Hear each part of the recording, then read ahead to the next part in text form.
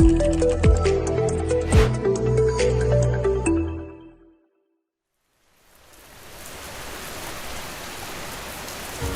thousands of years, the future was shrouded in mystery. But the Torah foretells a pivotal shift of a time when the world would transform to prepare for the ultimate Geula.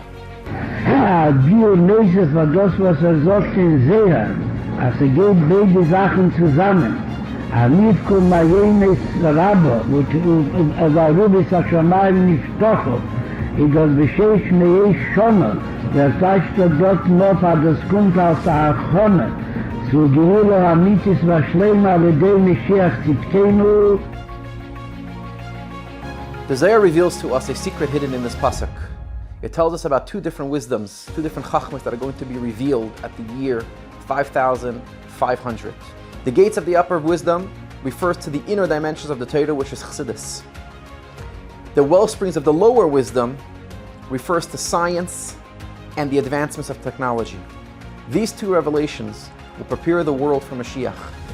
Looking back at the 6th century of the 6th millennium, which is the Hebrew year of 5,500 and the English year of 1740, we see how this prophecy clearly unfolded.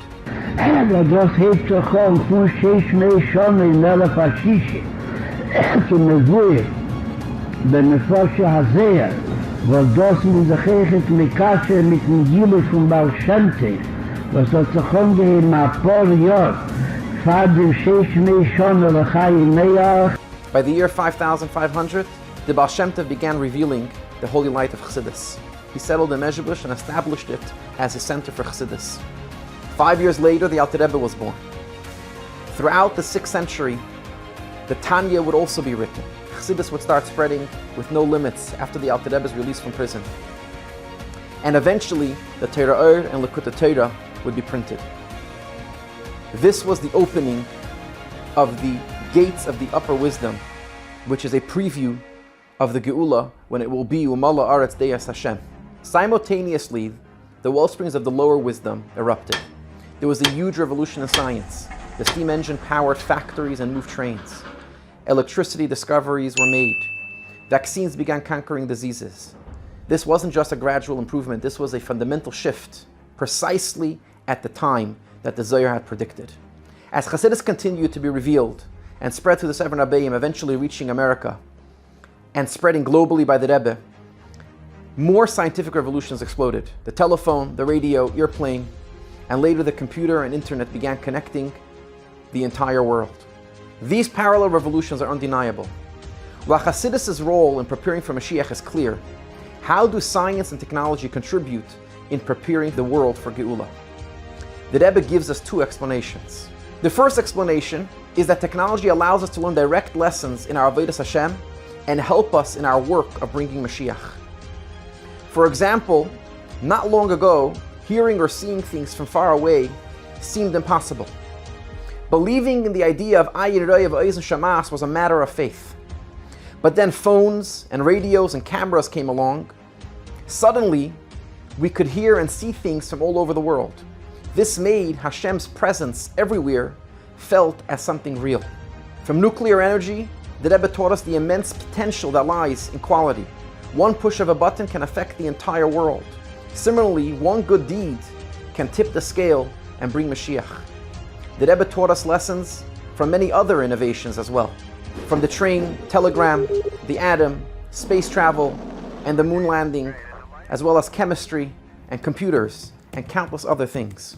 The second explanation the Rebbe gives is that technology itself directly advances and spreads Elikus. It doesn't just teach us lessons, it actively contributes to spreading Elikus. When a shir is broadcasted over the radio, the technology itself participates in bringing Mashiach. The Rebbe strongly encouraged this and even participated in the expenses. Likewise, the Rebbe urged journalists and media outlets to utilize all platforms, emphasizing that their very creation was for this purpose. The first phone line hookup of a Farbrengen was in 5730-1970. The first radio Farbrengen in 5733-1973. First cable television Farbrengen in 5741-1980. And on Hanukkah 5750-1989, the first intercontinental satellite hookup with audio and video connecting millions across the globe with the Rebbe. Another point which I believe is probably the most important point of this, is that science itself comes to bring out the same conclusions that Chassidus teaches us.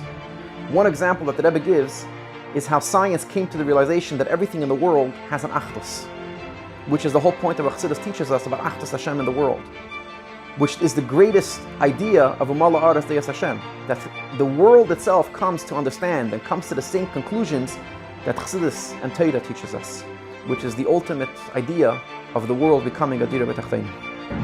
ומזאת עוסקת במגיע להספתחות von Chochmes, was mit darf sie nutzen. Sagt in Tanya, Lavedas Hashem. The Rebbe made it very clear. He says, God forbid to say that anything was created not by God. Everything was created by God.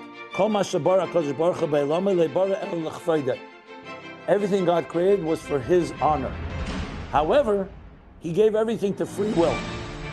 So the Medrash says that why was gold created? In order to build a temple, a sanctuary, a migdash, a mishkan.